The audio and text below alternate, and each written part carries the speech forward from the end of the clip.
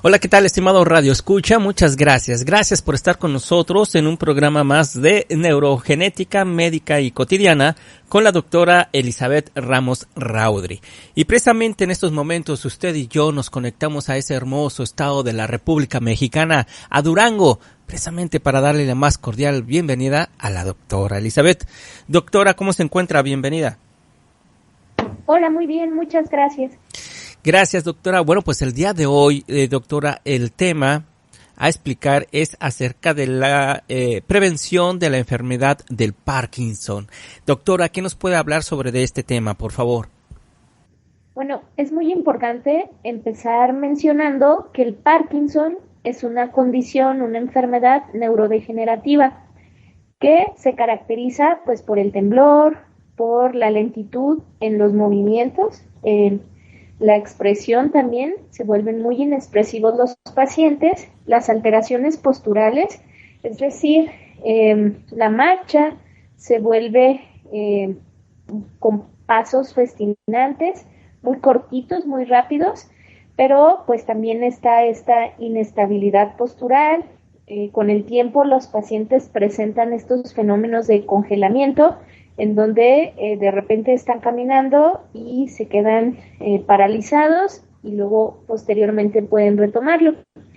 Y también la rigidez, que es decir, que estos movimientos son pues muy lentos y aparte con resistencia, es decir, que como si fuera un engrane, vemos cuando el paciente movemos su brazo como si fuera un engrane, es decir, el movimiento no es fluido porque no hay la coordinación adecuada entre los músculos. Y la enfermedad de Parkinson, al ser una condición neurodegenerativa, también hay una proporción importante que es hereditaria. Y esto es muy relevante porque aquellas personas que tienen una enfermedad de Parkinson hereditaria, se puede saber desde el nacimiento o en etapa adulta o en diferentes etapas con estudios moleculares, si la persona nació con el cambio genético que le va a llevar o que le da un riesgo muy alto de Parkinson, de enfermedad de Parkinson. Entonces, hay formas completamente hereditarias causadas por la mutación, es decir, un cambio genético en más de 19 genes. Con uno solo de estos genes que presente el cambio, pues la persona va a tener este Parkinson hereditario.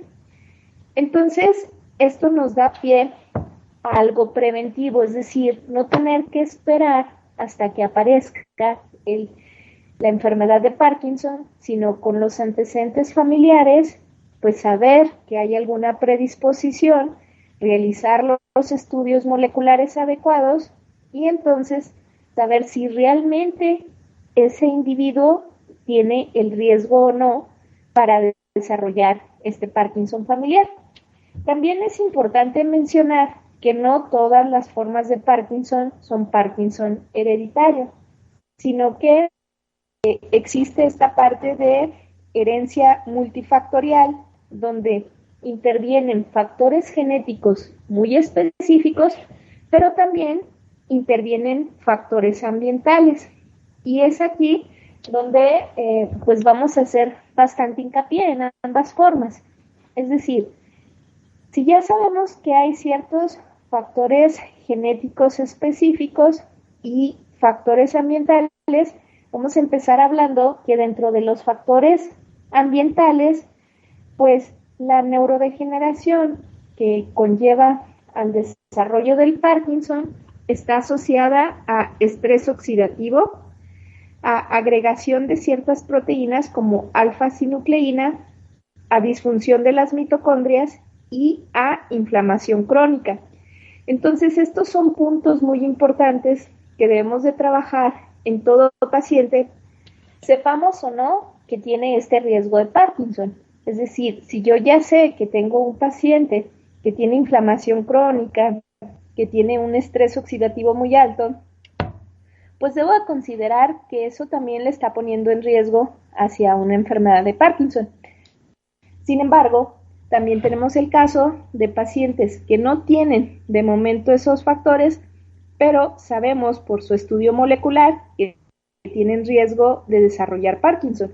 Entonces, en estos pacientes, pues lo que debemos de hacer es disminuir todos estos factores para poder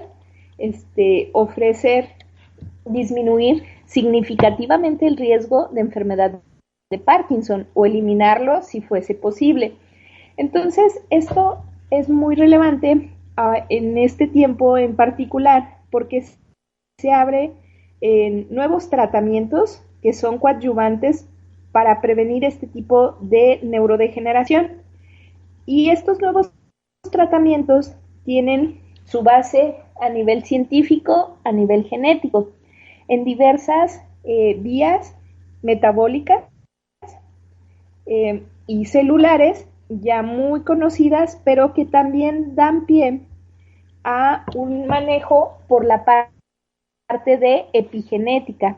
Recordemos que la epigenética lo que hace es controlar o regular la expresión de nuestros genes. Es decir, si ya tenemos en la expresión de nuestros genes este riesgo de forma externa, sin cambiar directamente el gen, sino a través de la epigenética, podemos regular la expresión de ese gen y por lo tanto disminuir el riesgo. Una de las vías que más se mencionan actualmente es la de NRF2,